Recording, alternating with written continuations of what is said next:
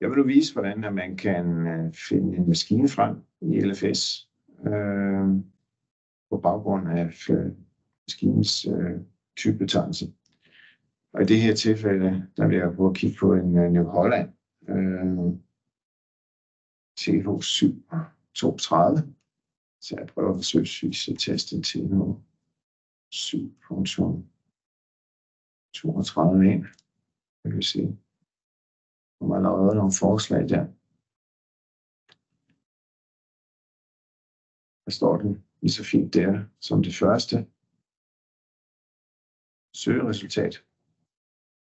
Og hvis vi begynder at se på maskinen, så kan vi så se, at her er alle de filter, som der skal til for at gennemføre et service på den pågældende maskine.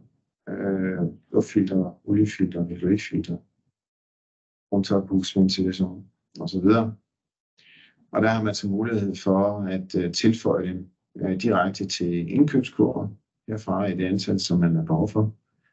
Der står også, hvor mange antal af de pågældende filtre, som indgår i filtersættet, hvis det var, og der skulle være flere af de samme filtre ind i et servicekit. Så man kan vælge individuelt at tage de filtre, man har brug for, til et mindre eftersyn, eller man kan tage dem alle sammen, hvis det er de store fra 1000 eller 2000 timer op efter. Hvis det er en maskine, man har købt til sin egen maskinpark, eller det er en kunde, man forventer, der kommer igen, så kan man gå herop, og så kan man trykke på tilføje maskinpark, og så kan man kan skrive sit eget maskine-ID fra timeregnskabssystemet, hvis man har sådan, eller også så kan man skrive, at kunden det er lige tilbage her. Hvis du får se, om man har kunden.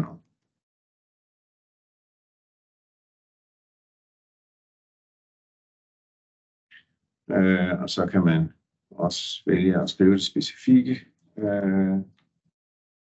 serienummer. Og der er også plads til at skrive en kommentar, hvis man har brug for det. Så trykker man til sidst den røde knap, tilføje maskine. Og hvis man så går ind på sin konto, jeg trykker heroppe på konto og min konto, så går over på maskinpark, og så er man inde på sin maskinpark, se at den er tilføjet her, og de data man har skrevet, det er kundenavn, maskinstation osv., de står der. Så kan man også herfra tilføje et eller flere filtre